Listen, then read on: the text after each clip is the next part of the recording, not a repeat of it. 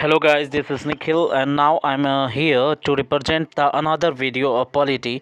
I hope you well and your study is going also well on the perspective of your other and all the different examinations. So let us start the another topic which is related to important constitutional amendment. I hope this session is very important. I written all the notes in Hindi, but I also talk to in English, which is important to all good for your knowledge. Okay, let us start. चलिए start करते हैं हम। प्रथम जो amendment हुआ था वो 1951 में हुआ था, जो कि 9वीं अनुसूची को जोड़ा गया था और भूमि सुधार कानून की समीक्षा भी इसमें नहीं मतलब कि भूमि समीक्षा कानून की इसमें कोई जो है चर्चा नहीं की गई थी। और अगर इसके बाद मैं सारे इम्पोर्टेंट अमेंडमेंट को यहाँ लेके आया हूँ। I hope this is important for all of you. So let us start. और सेवन्थ जो अमेंडमेंट हुआ था 1956 में, वो जो है राज्यों के वर्गों की समाप्ति, यानी कि राज्य में जो वर्ग हुआ करता था, यानी कि जो राज्य और यूटी का कुछ मतलब कि टॉपिक्स थे उसको समाप्त कर दिया गया और दो से अधिक राज्यों के लिए जो है एक हाई कोर्ट होने का जो प्रावधान इसमें किया गया। सातवां संविधान संशोधन 1956 में। और 31वां संविधान संशोधन जो कि 1973 में हुआ था, उसमें लोकसभा का जो सीट था 525 से 545 कर दिया गया। और 36वां संविधान संशोधन जो हुआ था उस सिक्किम को 22वां राज्य का दर्जा दिया गया था, जिसको 56वां संविधान संशोधन 1987 यानी 1987 में गोवा को जो है 25वां राज्य का दर्जा मिला था। ठीक है, अगला जो है 42वां संविधान संशोधन 1976 को कहा जाए तो आपातकाल के समय लाया गया था। इसको लघु संविधान के नाम से भी पुकारा जाता है। और जो इसमें मूल्य कर्तव्य यानी 4A को जोड़ा गया था, जिसमें 51A आर्टिकल्स दर्ज थे। और इसमें प्रस्तावना में समाजवादी, द पंथ निरपेक्ष एवं अखंडता शब्द को जोड़ा गया था और राष्ट्रपति को सलाह मानने के लिए बाध्य किया गया था। और लोकसभा और विधानसभा के कार्यकाल को 5 साल से 6 वर्ष किया गया था। फिर हालांकि 6 वर्ष से 5 वर्ष भी कर दिया गया था। शिक्षा, वन्य जीव, नापतोल आदि प्रावधान को संवर्ती सूची में शामिल किया गया था। और साथ ही जो है संसद एवं विधानमंडल में कोरम जो गण पूर्ति होता है, यानी जितना व्यक्तियों का जो अवेलेबिलिटी अनिवार्य है, यानी कि कोई अगर बैठक हो रहा है उसमें कितने लोग शामिल होंगे, उसके जो कोरम को समाप्त कर दिया गया था इसमें।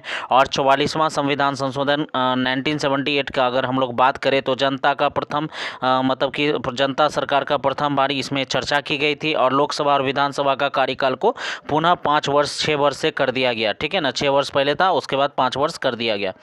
राष्ट्रपति एक बार जो है पुनः विचार के लिए जो है बिल को कैबिनेट का भेजना के विषय में चर्चा की गई थी।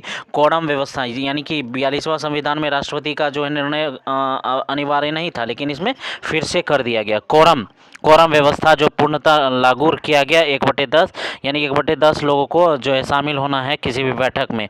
राष्ट्रीय आपातकाल के विषय में मैंने बता दिया था आपको 352, 356, 360। और इसमें 352 की अगर हम लोग चर्चा करें तो युद्ध के रिलेटेड है। बाह्य आक्रमण या आंतरिक अशांति के जगह पे जो है रिप्लेस करके सशस्त्र विद्रोह को शामिल किया गया था। राष्ट्रीय आपातकाल के आंतरिक शांति के जगह पे सशस्त्र विद्रोह को शामिल किया गया था, याद रखिएगा, बहुत इंपॉर्टेंट है। अनुच्छेद 20 और 21 को राष्ट्रीय आपातकाल के समय भी निलंबित नहीं किया जाएगा, ये भी चर्चा की गई थी। 52वां संविधान संशोधन का अगर हम लोग चर्चा करें 10वीं अनुसूची में जोड़ा गया था और जिसमें दल बदल की संबंधी प्रावधान को शामिल किया गया था। और अगला जो है 56वीं संविधान संशोधन 1987 25वें राज्य के रूप में गोवा को शामिल किया गया था, जो कि मैं पहले भी बता दिया। अगर 61वां संविधान संशोधन को अगर बोला जाए तो इसमें जो है कि 21 से 18 वर्ष कर दिया गया था मतदान करने के लिए।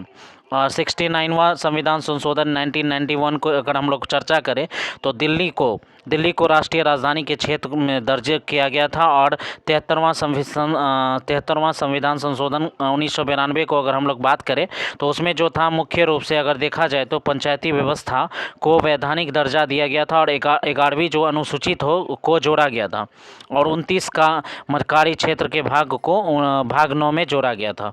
और 74वां संविधान संशोधन 1992 में अगर बात करें शहरी स्थानीय निकाय को वैधानिक बनाया गया, 12वीं अनुसूची को को जोड़ा गया था। ये मोस्ट इम्पोर्टेंट है 73वां और 74वां संविधान संशोधन on the prospective of any rural and city development. ठीक है, 18 कार्य क्षेत्र को इसमें जोड़ा गया था और भाग्य जो है 9A को जोड़ा गया। और जो है अगर बात किया जाए 84वां संविधान संशोधन, जिसमें लोकसभा और विधानसभा के सीटों को 2026 तक निश्चित कर दिया गया, यानी कोई बदलाव नहीं किया जाएगा। अगर 86वां संविधान संशोधन 2002 की बात की जाए, आपको पता होना चाहिए जितना भी शिक्षा से रिलेटेड कोई भी संविधान संशोधन हो उसको याद रखना चाहिए आपको कि वो कहीं ना कहीं इसी में संविधान संशोधित हुआ था। यानी कहने का मतलब है कि अगर 21A की बात करें, 6 से 14 वर्ष के बच्चों को निःशुल्क शिक्षा दी जाएगी, ये मौलिक कर्तव्य था पहले, लेकिन मौलिक अधिकार में शामिल कर दिया गया।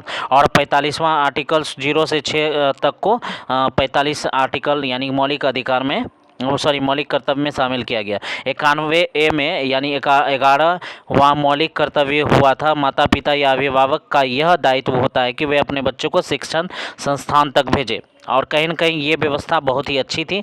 और 86वां संविधान संशोधन 2002 में हुआ था, इसमें कहीं ना कहीं शिक्षा में बहुत ही बदलाव हुआ था। और 21A की व्यवस्था पहले 45 में था, जो कि परिणामतः बदल दिया गया था, जो कि मैं ऑलरेडी बता दिया। 91 संविधान संशोधन की अगर बात किया जाए, 91 संविधान संशोधन अमेंडमेंट एक्ट, और उसमें क्या था 2013, ठीक है ना, 2003 में लाया गया था। मंत्री परिषद की अधिकतम संख्या 15% से अधिक नहीं होनी चाहिए, केंद्र या राज्य दोनों के जगह। परंतु इसमें एक अपवाद है, यानी कि एक कहा जा सकता है कि इसमें कुछ यानी 12 न्यूनतम मंत्री परिषद के सदस्य होने चाहिए।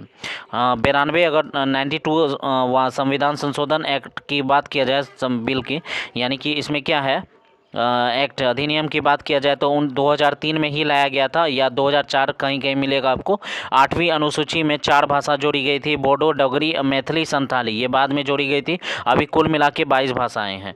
100वां संविधान संशोधन की अगर बात की जाए तो बांग्लादेश को भूमि हस्तांतरण, यानी कि भारत ने लगभग जो 11 गाँव बांग्लादेश को तथा लगभग 51 गाँव भारत को प्राप्त हुए थे इस सेशन में।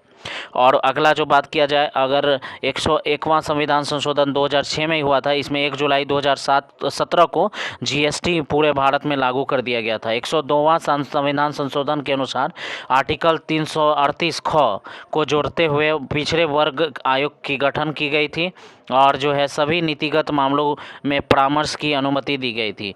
अगर 103वां संविधान संशोधन 2019 की बात की जाए तो नए अनुसूची 15(6) एवं 16(6) को जोड़ा गया, जिसमें आर्थिक वचना को जो है पिछड़ापन के आधार पे 10% जो है आरक्षण दिया जाएगा। तो आई होप ये सेशन आपके लिए इम्पोर्टेंट होगा, और ये आने वाले सारे एग्जामिनेशंस के लिए, ऑल द एग्जामिनेशंस के लिए बहुत ही इंपॉर्टेंट होगा। अगर आपको कोई भी डाउट्स है, लग रहा है कि कहीं मैंने गलत बोला है, so you must comment and share with your friends and subscribe my channel for other updates and click on notification bell also for getting all the notifications time to time. I hope you well. Okay, इसी उद्देश्य और आशा के साथ मैं रख रहा हूँ कि आप लोग की पढ़ाई अच्छी चल रही होगी। That's all.